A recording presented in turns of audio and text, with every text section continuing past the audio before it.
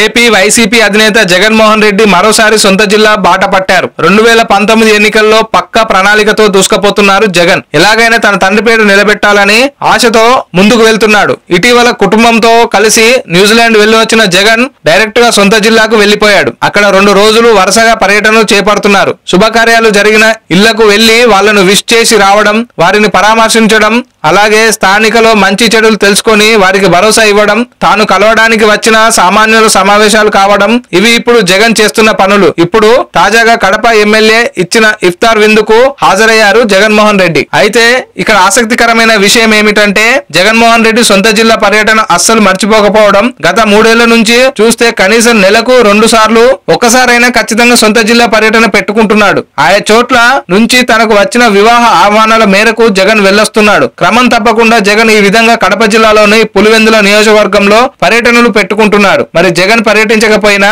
అక్కడ పార్టీకి వచ్చే నష్టం ఏమీ లేదు. అయితే సొంత జిల్లాలో ఎట్టి పరిస్థితులను పట్టు కోల్పోకుండా జగన్ జాగ్రత్తలు తీసుకుంటున్నాడు. ఈ రకంగా జగన్ తన తండ్రి దివంగత ముఖ్యమంత్రి వైఎస్ రాజశేఖర రెడ్డి అలవాటునే అలవర్చుకున్నాడని ప్రజలు చర్చించుకుంటున్నారు.